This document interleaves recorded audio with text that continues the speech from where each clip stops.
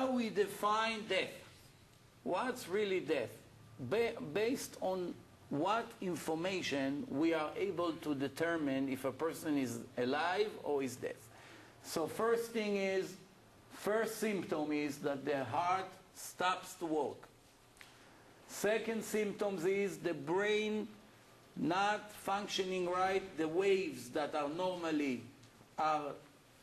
turning the brain to think and to function are not exist. The third symptom is that the cells of the brain does not receive any more oxygen from the lungs of the person, which means no oxygen goes into the brain. That means there's a damage as we speak. Once it happens to the person, there's a damage being created. And the next way to know if the person is dying is moments after we see the body temperature drop. And the last symptom is that after few minutes, once we're going to pinch the person, or we're going to burn him, or we will try to move him, we will see that he does not have any more feelings. The nerve system stopped to work. That means even if we burn a cigarette on his skin, he won't react. At that moment, once we have those 5 different symptoms, we can be sure that this person is completely dead. According to the scientific world, once a person has those 5 symptoms more than 6 minutes, he is considered a permanent death. And if he's going to come back to life, for whatever reason, we're going to see soon how is it possible, most likely there will be a permanent damage to the brain. That means he will lose his memory, he would lose his ability to understand things, and so forth and so on. One of the most famous parapsychologists in the world, his name is Dr. Raymond Moody. Dr. Raymond Moody is a psychiatrist from Virginia University. He interviewed 150 people who died and came back to life, and he published his conclusions in his books, Life After Life, that was translated to 30 different languages. The psychologist Carlos Osis from the United Union of Psychology interviewed 877 doctors who described testimonies and stories of their patients who died and were able to come back to life, and he published many, many articles and books about it. I'm giving you the world's most famous names in the last 25 years that dealing every day of their life with people who died and were able to come back to life after 6 minutes, which means they were already considered as dead people, and they were able to come back to life and tell a story, and those stories were recorded and were published later on, and we're going to see the conclusion soon. Dr. Kenneth Ring is a professor, psychology professor from Connecticut University.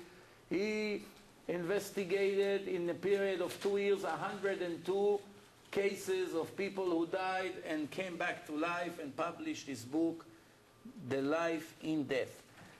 Dr. George Ritchie, the president of the Richmond Medical Academy and the head of the psychiatrist unit in Towers Hospital, he wrote a book, The Return from Tomorrow.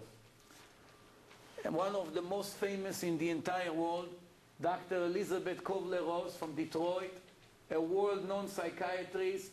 She investigated for over 20 years, over 1,000 cases of people who died and were able to come back to life. She published a book about life and death and many other books, and she published many, many important articles about her conclusion.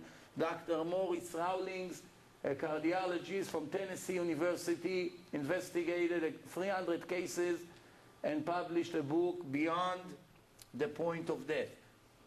Dr. Frank Schoonmaker, a head cardiologist in Denver Hospital, over 1,000 cases, and he found in his researches 60% of the people who died and were able to come back to life, they were describing the same stories. More than 60% of the people had mutual stories. what we call today clinical death, which has another name, it's called out-of-body experience, we have to be aware of one thing, that over 30 million people, okay, over 30 million people in the world reported that they died and were able to come back to life. Just in the United States alone, there's more than 8 million people who died and were able to return to life. Okay, so we are seeing that it's not just a rare incident, it happens daily, all over the United States and the world. It happens every day. As we speak, there's always people who are dying and are able to come back to life. What happened to people who died and were able to wake up? Let's see some of the things that they're all saying. They have some mutual elements from the moment that they feel that their soul is exiting the body. There are few mutual elements that repeat in the story of each one of these patients. First, they all describe the soul is flying above the body. They saw their body in a hospital, in the ambulance, in the street, in the bed, no matter where they died. The first thing that happens that they see that they are flying above themselves, above the body. And they were able to see what happens in a hospital around the body in all the period of time that they were out of the body.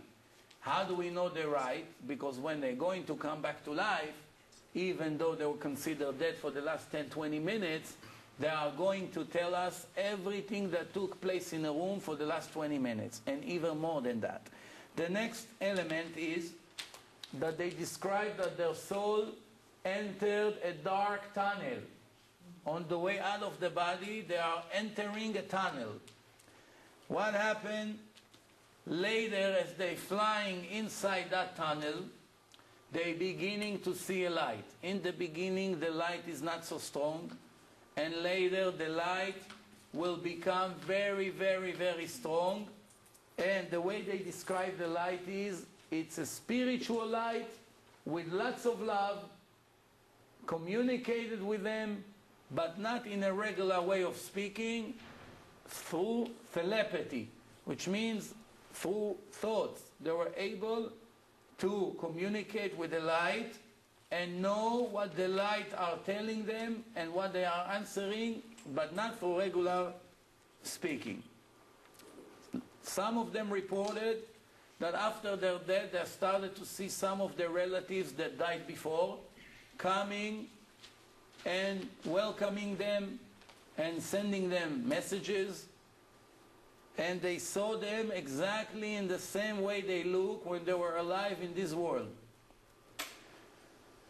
Then they report that they started to see their life in snaps, in fast picture, one after the other, from the moment they were born until the moment they died, all their life in a very short period of time, one picture after the other. And they described that they saw a conclusion of their entire life in sharp and clear pictures, and very fast, one after the other.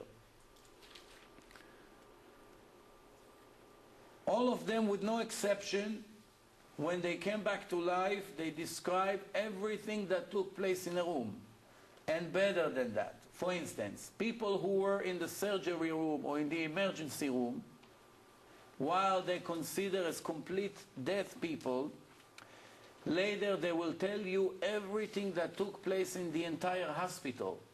Even though the body was in the first ground level, the first floor, when they came back to life, they were able to tell you what happened in each room, in the entire hospital. If the hospital has 7 floors and many, many rooms, they can tell you in the last 10 minutes in each one of the rooms which doctor did what and said what, and which surgery is taking place in that room, what shoes are in the windows, and who just died 5 minutes ago, and which doctor just signed a death certificate in an office in a hospital, which information